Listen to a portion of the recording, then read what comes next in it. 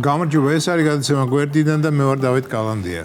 ისევ და ისევ ვუბრუნდები იმ ავაც ახსენებელი აქციების ფენომენს. ფენომენი ეს ხმამაღლა ნათქვამი რასაკვირველია, მაგრამ არ ვიცი სხვა რა სიტყვა დავარქვა. სიბრიყვე? ხო, ასე შეიძლება, მაგრამ თლაც სიბრიყვე არ არის.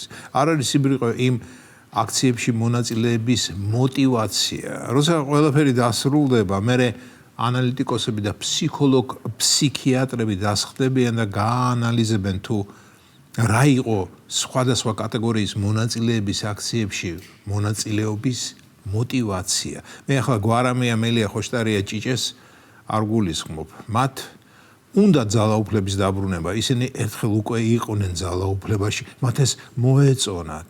მათ ეს ძალიან მოეწონათ, განსაკუთრებით, როდესაც დაუსჯელი ძალაუფლება ჰქონდათ ხელში და აკეთებდნენ ყველაფერს, რაც მოესურვებოდათ.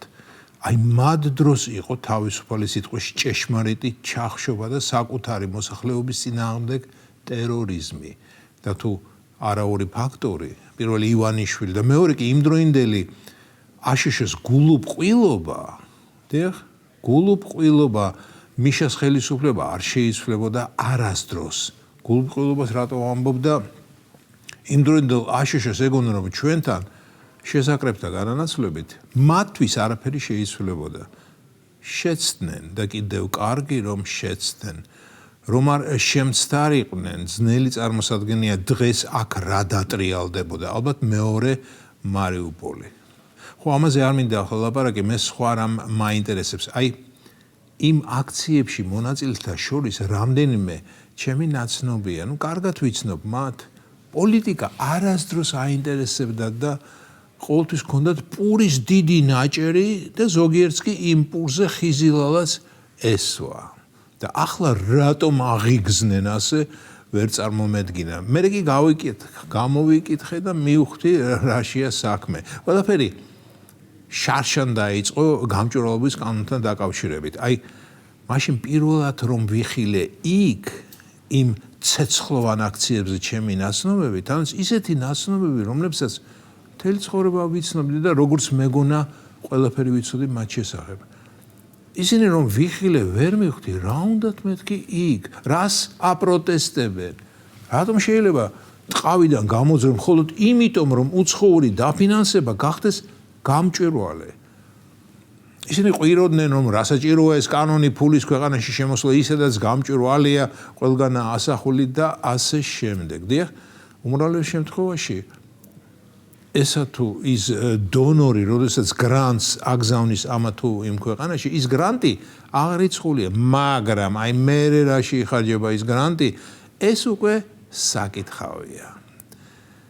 ამაზე არაერთხელ მილაპარაკია, ამიტომ არ მინდა გამეორება. მოკლედ, აღმოჩნდა რომ ჩემი ზოგიერთი ადრე კარგი და ახლა უკვე ცუდი ნაცნობი იმ გრანტებს იღებდა და იმ გრანტებთან მშვენივრად თანაცხოვრობდა და შეექმნათ პანიკური შიში, რომ ის კანონი ამ გრანტების ნაკადს შეაჩერებდა.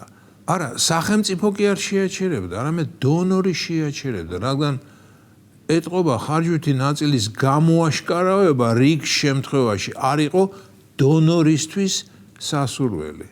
იმის მერე ეს ჩემი ნაცნობები ქუჩაში დგანან და რუსეთთან ჩვენს შეერთებას აპროტესტებენ. სასაცილოა, ხომ კი?